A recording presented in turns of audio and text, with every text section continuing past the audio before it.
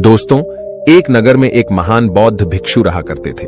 वह बहुत ज्ञानी थे और बहुत ही शांत स्वभाव के थे और उनकी यह बात ही उनकी विशेषता भी थी। एक बार की बात है, बौद्ध भिक्षु नगर वासियों को उपदेश दे रहे थे। बौद्ध भिक्षु कह रहे थे कि शब्दों में जीवन बदलने की शक्ति होती है। अपने शब्दों से जीवन बदलो।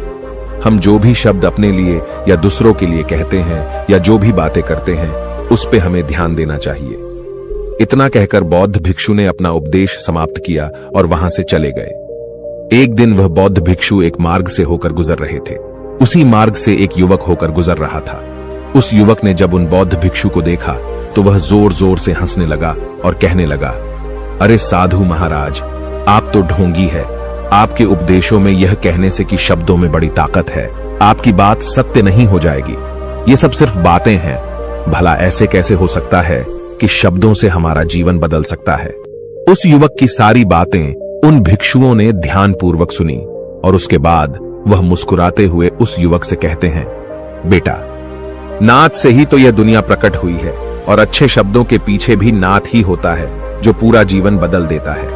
वह बौद्ध भिक्षु उस युवक से कहते हैं, देखो, मैं तुम्हें अपने अनुभव से बता रहा हूं, लेकिन फिर भी तुम्हें यकीन न हो तो तुम इसे खुद आजमा कर देख सकते हो। उन बौद्ध भिक्षु की यह बात सुनकर युवक थोड़ा सा गंभीर हो गया। उसने काफी देर सोच विचार किया और उसके बाद उन बौद्ध भिक्षु से कहता है, हे गुरुवर, अगर ऐसी बात है तो आप मेरे साथ चलिए। मेरा छोटा भाई है जिसकी उम्र करीब 25 वर्ष है और उसे न जाने क्या हुआ है। वह करीब 3 वर्षों से कुछ भी नहीं करता, बस लेटा रहता है। दिन भर वो कुछ न कुछ सोचता रहता है। उसकी यह हालत देखकर हम सब बहुत परेशान हैं। माता पिता भी बहुत चिंतित रहते हैं। हम सब ने कई तरीके अपनाए, कई योजनाएं अपनाई, लेकिन कुछ भी काम नहीं आया। हमने कई बार उससे बात करने तक की कोशिश की, लेकिन वह हमसे कुछ भी नहीं कहता। परिवार का हर एक सदस्य पूरी तरह से थक चुका है, हार चुका है। आखिर वह क्या करना चाहता है, किसी को कुछ नहीं पता। तो हमारे शब्दों से उसका जीवन क्यों नहीं बदला? और जैसा कि आप कह रहे हैं कि शब्द सचमुच जीवन बदल सकते हैं, तो क्या आप मेरी मदद करेंगे? इस पर बौद्ध भिक्षु मुस्कुराते हुए उस युवक के साथ चल पड़ते हैं। वह युवक उन बौद्ध भिक्षु को एक खेत में ले जाता है और अपने भाई की तरफ इशारा करके कहता है, हे गुरुवर, यही मेरा भाई है जो पूरे गांव में आलस और मक्कारी के लिए मशहूर है। आप कहते हैं कि शब्दों में वह शक्ति है जो हमारा जीवन बदल सकती है। तो क्या आपके शब्द इसका जीवन बदल सकते हैं? अगर यह सत्य है तो आप इसका जीवन बदल कर दिखाएं। उन बौद्ध भिक्षुओं ने उस युवक के भाई को ध्यानपूर्वक देखा। वह एक पेड़ की छांव में आराम से सो रहा था। जब बौद्ध भिक्षु उस युवक के भाई के पास पहुंचे और आराम से उसके सर पर हाथ फिराते हुए कहते हैं, उठो बेटा, बहुत देर हो चुकी है। यह सोने का समय नहीं, यह तो जागने का समय है। उन बौद्ध भिक्षुओं की आवाज सुनकर वह लड़का थोड़ा सा अचरज में पड़ गया। आखिर कौन है जो मुझे इतने प्यार से जगा रहा है? वरना सभी गांव वाले तो मुझे आलसी और मक्कार ही कहते हैं। आखिर कौन है जो मुझे इतना अपनापन दिखा रहा है?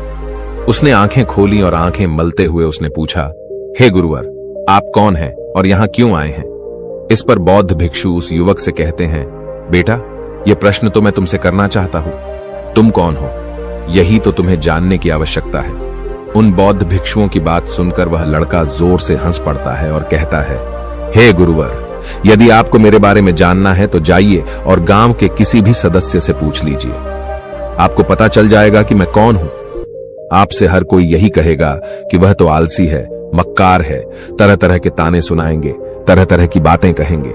इससे आपको यह जरूर यकीन हो जाएगा और आपको यह पता भी चल जाएगा कि मैं कौन हूं। तभी बौद्ध भिक्षु मुस्कुराते हुए उस लड़के से कहते हैं, सबसे पहले मेरी यह बात सुन लो। मेहनती इंसान के खुद के शब्द उसे अंदर तक चोट पहुंचाते हैं। इसलिए कभी भी अपने आप को कोसो मत। अपने शब्दों को सुधारो। और मेरी यह दूसरी बात भी सुन लो। मैंने उन गांव वालों से नहीं पूछा कि तुम कौन हो। मैं तुमसे पूछ रहा हूं कि तुम कौन हो, लेकिन तुमने तो अपनी आदतें मुझे बताई। आलस तुम्हारी पहचान नहीं, तुम्हारी आदत हो सकती है, और इंसान नहीं, उनकी आदतें खराब होती हैं। इसलिए बेटा, तुम आलसी और मक्कार नहीं हो, यह तो तुम्हारी आदत है। बस इतनी सी बात है जो गांव वाले नहीं समझ सकते। ये सारी बातें सुनकर वो लड़का थोड़ा सा आश्चर्यचकित रह गया, क्योंकि गांव वाले हमेशा उसे मक्कार, आलसी और तरह तरह के ताने ही सुनाया करते थे। उन बौद्ध भिक्षुओं की यह बात सुनकर उस लड़के की आंखों में आंसू आ गए। वह तुरंत ही दोनों हाथ जोड़कर उन बौद्ध भिक्षु के चरणों में गिर पड़ा और उनसे कहने लगा, आप सत्य कहते हैं, यह मेरी आदत ही है और मैं इस आदत से बहुत परेशान हूं। मैंने बहुत कोशिशें भी की, लाख उपाय किए, लेकिन मैं अपनी इस आदत से छुटकारा ना पा सका। इन आदतों से बाहर आना बहुत कठिन है। मैंने कई बार आलस छोड़ने का प्रयास तक किया, पूरी कोशिश भी की, लेकिन कोई लाभ नहीं हुआ। मैं जब भी कोई कार्य करने की कोशिश करता हूं तो पता नहीं क्यों मेरा मन कहीं और भागने लगता है। मेरा दिमाग किसी और दिशा में काम करने लगता है और मैं उस काम पर ध्यान ही नहीं दे पाता। मैं क्या करूं, कैसे करूं, मुझे कुछ भी समझ नहीं आता। जब भी मैं किताबें पढ़ने की कोशिश करता हूं तो मुझे नींद आने लगती है। मन में एक अजीब सा दर्द महसूस होता है। ऐसा लगता है कि मेरा जीवन यूं ही व्यर्थ जा रहा है और जब मैं इस दर्द को बर्दाश्त नहीं कर पाता तो मैं सो जाता हूं, ताकि जब मैं उठूं तो मुझे दर्द न महसूस हो। और अब तो मुझे यह भी यकीन हो चुका है कि मैं इन आदतों से नहीं निकल सकता। ये आदतें मुझे नहीं छोड़ने वाली। इस पर बौद्ध भिक्षु उस लड़के से कहते हैं, बेटा, यदि तुम इस आलस की आदत को छोड़ना चाहते हो तो मैं तुम्हें एक सही उपाय बता सकता हूं, लेकिन उसके लिए तुम्हें कल सुबह मुझे मिलना होगा, तभी वह तरीका मैं तुम्हें बताऊंगा। यदि तुम उस तरीके को सीखना चाहते हो तो कल सुबह मेरे पास चले आना। इतना कहकर बौद्ध भिक्षु वहां से चले गए, लेकिन उन बौद्ध भिक्षु की सारी बातें उस लड़के के कानों में गूंज रही थी। वह यह समझ नहीं पा रहा था कि आखिर वह बौद्ध भिक्षु उसे कौन सा मार्ग दिखाने वाले हैं। वह ऐसा कौन सा उपाय बता देंगे जिससे उसके जीवन से आलस्य हमेशा हमेशा के लिए खत्म हो जाएगा। देखते ही देखते रात हो गई। रात भर वह अपने बिस्तर पर करवट लेता रहा और उन बौद्ध भिक्षु की बातों के बारे में सोचता रहा। इसी प्रकार देखते ही देखते सुबह हो गई और वह लड़का उन बौद्ध भिक्षुओं के पास जा पहुंचा। वह लड़का उन बौद्ध भिक्षु को प्रणाम करता है और कहता है, गुरुवर, जैसा कि आपने कहा था, लीजिए मैं आ गया। अब मुझे वह मार्ग बता दीजिए जिसे मैं अपने जीवन से इस आलस्य को निकाल सकता हूं। तभी बौद्ध भिक्षु उस लड़के से कहते हैं, बेटा, जब भी तुम्हारा मन दुविधा में हो, तुम निर्णय न ले पा रहे हो और तुम्हारे मन में तरह तरह के प्रश्न उठ रहे हो कि मैं क्या करूं, कैसे करूं, इस कार्य को पूर्ण कैसे करूं, यह सब कैसे होगा, तब तुम वास्तविकता में अपने अतीत से सोच रहे हो कि पिछली बार तुम्हारे ऐसा करने पर क्या हुआ, या अतीत में तुमसे लोगों ने क्या कहा था। तो आज से कभी भी अपने अतीत से नहीं, बल्कि भविष्य से सोचो। इस पर लड़का कहता है, भविष्य से? वह भला कैसे? तभी बौद्ध भिक्षु उस लड़के से कहते हैं, मान लो कि तुम्हें आज किसी भी चीज की कमी नहीं है। तुम्हारे पास वो हर चीज है जो तुम चाहते हो, वह सारी सुख सुविधाएं हैं। तो अब बताओ, तुम अपना जीवन कैसे व्यतीत करना चाहोगी? उन बौद्ध भिक्षु की यह बात सुनकर वह लड़का कुछ देर के लिए सोच में पड़ गया, क्योंकि आज तक उसने सभी गांव वालों के केवल ताने ही सुने थे। किसी ने भी आज तक उसके जीवन के बारे में उससे ऐसी बात नहीं की थी और वह गुरुवर उसे आने वाले भविष्य के बारे में उससे बातें कर रहे थे। उन बौद्ध भिक्षु की यह बात सुनकर वह लड़का खुद से प्रश्न करने लग गया कि अगर मेरे पास सब कुछ होगा, धन की कोई कमी नहीं होगी और सारी सुख सुविधाएं होंगी, तो मैं अपना जीवन कैसे व्यतीत करूंगा? कुछ देर सोच विचार करने के बाद वह उन बौद्ध भिक्षु से कहता है, गुरुवर, मैं यह दुनिया घूमना चाहूंगा, पहाड़ों पर चढ़ना चाहूंगा, समुद्र की रेत पर चलना चाहूंगा और मैं एक बहुत बड़ा व्यापारी बनना चाहूंगा। तभी अचानक उस लड़के का ध्यान टूट गया और वह उन बौद्ध भिक्षु से कहता है, परंतु हे गुरुवर, यह सब कैसे संभव होगा? केवल मेरी मात्र सोच लेने से तो यह सब पूरा नहीं होने वाला। उसके ऐसा कहते ही उसके अतीत में बीती हुई सारी घटनाएं उसकी आंखों के सामने से गुजरने लगी और वह एक बार फिर से निराश होने लगा। और अब वह यह सोचने लगा कि मेरे पास तो पैसे ही नहीं है, तो मैं भला व्यापार कैसे कर सकता हूं? न ही मेरे पास व्यापार का कोई अनुभव है। ऐसी स्थिति में मैं भला यहां से कैसे निकल सकता हूं? उस लड़के के इस प्रश्न का जवाब देते हुए वह बौद्ध भिक्षु उस लड़के से कहते हैं, भंते, हर रात में सोने से पहले तुम हर दिन अपना लक्ष्य एक कागज पर लिखो और सुबह उठकर सबसे पहले उस लक्ष्य को देखो और सोचो कि उस लक्ष्य को पाने के लिए तुम आज क्या कर सकते हो, और जो भी तुमने उस कागज पर लिखा होगा उस कार्य को उसी दिन पूरा करने की हर मुमकिन कोशिश करो। इस पर वह लड़का कहता है, ठीक है, आप सच कह रहे हैं, लेकिन जब मैं बहुत सोचने लगता हूं तो मेरा मन बेचैन होने लगता है और मन में तरह तरह के विचार उठने लगते हैं और इन विचारों को शांत करने के लिए मैं सो जाता हूं ताकि वह विचार मुझे परेशान न कर पाए। उस लड़के की इस समस्या का समाधान करते हुए वह बौद्ध भिक्षु उस लड़के से कहते हैं, बेटा, अंतर्मन की चाल को पकड़ो और शब्दों की मदद से नया भविष्य बनाओ। तभी लड़का कहता है, हे गुरुवर, आप क्या कहना चाहते हैं? मैं आपकी बात समझ नहीं पा रहा। इस पर बौद्ध भिक्षु मुस्कुराते हुए कहते हैं, बेटा, कैसे होगा? यह जो सवाल है, यह सवाल नहीं बल्कि एक डर है जो तुम्हारे अंतर्मन में बैठा हुआ है, जो तुम्हें अगला कदम लेने से रोक रहा है, तुम्हें कदम आगे बढ़ाने से रोक रहा है। यदि तुम वास्तविकता देखो तो किसी को भी नहीं पता होता कि वह कार्य कैसे होगा, लेकिन एक इंसान जब दृढ़ निश्चय कर लेता है तो वह अपने उद्देश्य को सामने रखकर लगातार प्रयास करता रहता है और वह अपनी सफलता प्राप्त कर ही लेता है। तभी वो लड़का उन बौद्ध भिक्षु से कहता है कि हे गुरुवर, अगर ऐसी बात है तो मन में बार बार चिंता क्यों होती है? मन बार बार बेचैन क्यों हो उठता है? इस पर बौद्ध भिक्षु कहते हैं, बेटा, क्योंकि तुम्हें डर है कि तुम कमजोर हो। तुम्हारे अंतर्मन में बैठा है कि तुम में कुछ कमी है, तुम किसी काम के नहीं हो, और यही कारण है कि तुम कोशिश करने से डरते हो, क्योंकि तुम्हारा अंतर्मन हमेशा तुम्हें रोकता रहता है। जब भी तो कोई कार्य शुरू करना चाहते हो, तुम्हारा मन तुमसे पहले कह देता है, इससे आगे मत बढ़ना, अन्यथा तुम हार जाओगे, और इसी कारण तुम्हें चिंता होने लगती है, तुम्हारा मन बेचैन होने लगता है। तभी वो लड़का कहता है, गुरुदेव, आपने जो कुछ भी कहा वो बिल्कुल सत्य है, लेकिन अब आप ही मुझे बताइए कि मैं इस परेशानी से बाहर कैसे निकलूं? इसका जवाब देते हुए वो बौद्ध भिक्षु उस लड़के से कहते हैं, बेटा, इस समस्या का समाधान बहुत ही आसान और सरल है। तुमने देखा होगा कि अक्सर ही हम अपने आप को दोष देते रहते हैं, अपने आप को तरह तरह के अपशब्द कहते रहते हैं जो हमारे अंतर्मन में जाकर बैठ जाते हैं और वही हमें आगे बढ़ने से रोकते हैं। और इन शब्दों का हम पर बहुत गहरा प्रभाव भी पड़ता है, क्योंकि जैसा हम खुद से कहते हैं, जैसा हम पूरी भावनाओं के साथ सोचते हैं, हम वैसा ही बनते चले जाते हैं। इसलिए यदि तुम खुद को बदलना चाहते हो तो कि तुम भी काबिल बन सको, तो तुम्हें अपने अंतर्मन को नए संदेश देने की जरूरत है, जैसे कि मेरे शरीर का हर एक कण, हर एक हिस्सा, हर एक विचार शांति और ऊर्जा से भरा हुआ है। मैं दृढ़ संकल्प और आत्मविश्वास के साथ हर दिन के लक्ष्यों को पूरा करता हूं। मैं अपने कमजोरी को अभ्यास में बदलता हूं, चिंता को ध्यान में बदलता हूं। मैं उत्साह और ऊर्जा से भरा हुआ हूं, लगातार अपने लक्ष्यों पर काम करता हूं। ऐसे शब्द जब तुम खुद से कहोगे तो तुम शक्तिशाली महसूस करने लगोगे और तुम्हारी सारी चिंताएं खत्म होने लगेंगी, क्योंकि यही शब्दों की ताकत है। वह तुम वही बना देंगे जो तुम खुद से कहोगे। तुम जितनी भावना के साथ यह वाक्य बोलते हो, उसे महसूस करते हो, उतनी ही भावनाओं से यह शब्द तुम पर असर करना शुरू कर देंगे। धीरे धीरे यह शब्द तुम्हारे मन और व्यक्तित्व की सोच का हिस्सा बन जाएंगे। लेकिन मेरी एक बात याद रखना कि तुम्हारा अंतर्मन इतनी आसानी से हार नहीं मानने वाला। जब तुम आगे बढ़ोगे तो मौका मिलते ही वह तुम्हें पीछे खींचेगा।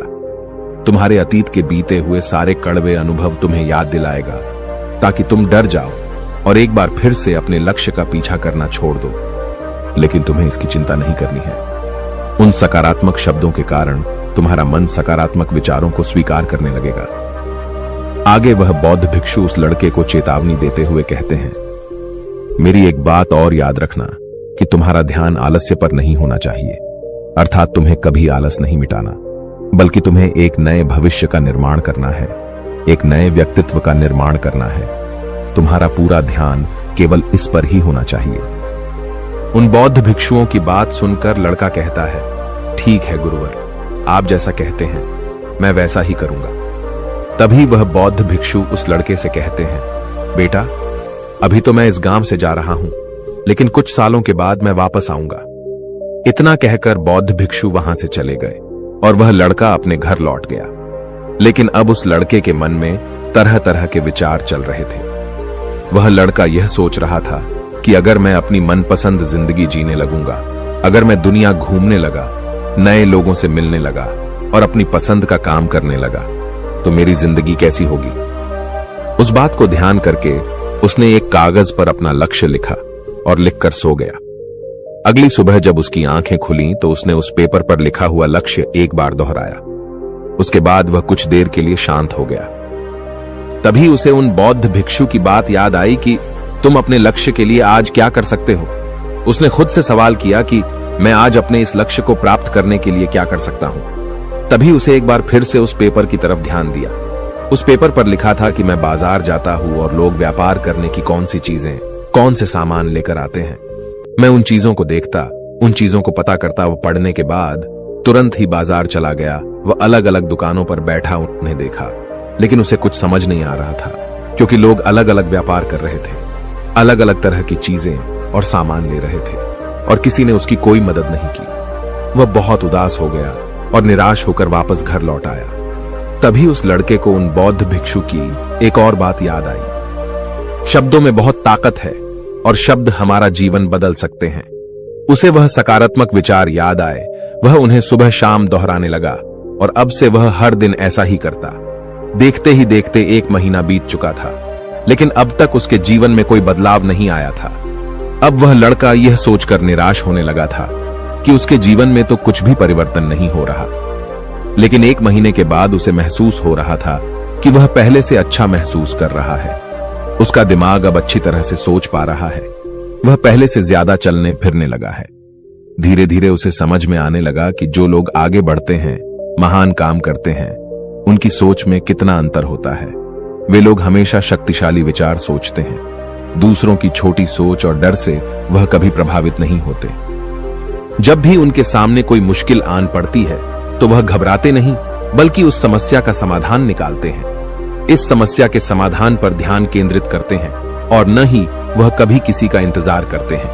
वह केवल खुद पर विश्वास करते हैं और तुरंत ही कदम आगे बढ़ाते।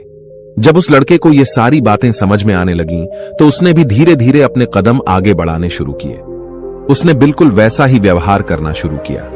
अब से वो कभी खाली नहीं बैठता था। जब भी उसका मन करता, वो बाजार जाता और लोगों के बारे में जानता समझता कि वो किस प्रकार व्यापार कर रहे, कौन से चीजें खरीद रहे हैं और किन चीजों पर उन्हें लाभ हो रहा है। और जब उसका मन करता तो अपने पिता की मदद भी करता था। वो अपने पिता के साथ मंडी में जाता, वहां पर जाकर मोल भाव करता।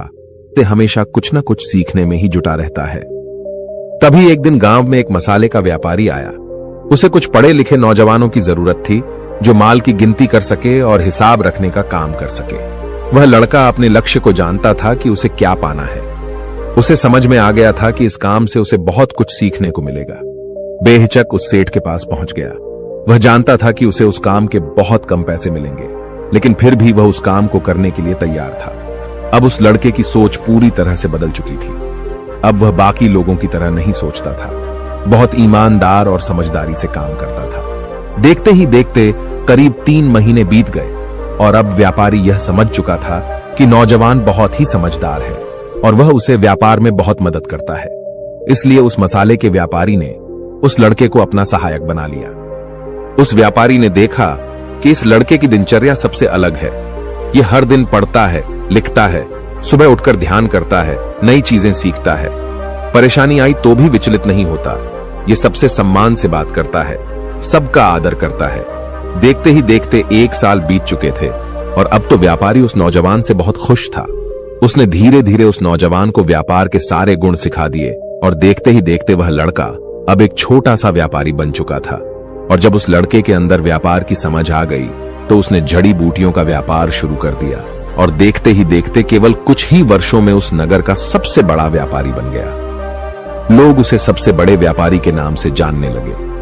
उसकी नाम दूर दूर तक फैलने लगा। करीब 5 वर्षों बाद जब वह वापस अपने घर लौटा तो लोग बहुत हैरान थे। उसे देखकर लोग बहुत अचंभित थे। उसके सारे जानने वालों ने उस लड़के से पूछा, तुम इतना कैसे बदल गए? तब उसने कहा, उन गुरु ने सच ही कहा था, शब्दों से हम जीवन बदल सकते हैं। वैसे आपने आज के इस वीडियो से क्या सीखा हो, मुझे आप कमेंट में जरूर बताइएगा। इसी के साथ में उम्मीद है कि आपको आज की ये वीडियो जरूर पसंद आई होगी। तो इस वीडियो को लाइक और अपने दोस्तों के साथ शेयर भी जरूर कीजिएगा और हमें ऐसे ही सपोर्ट करने के लिए चैनल को सब्सक्राइब जरूर दबा दीजिएगा। तो चलिए फिर मिलते हैं अगली वीडियो में। तब तक के लिए अपना ख्याल रखें। धन्यवाद और नमो बुद्धाय।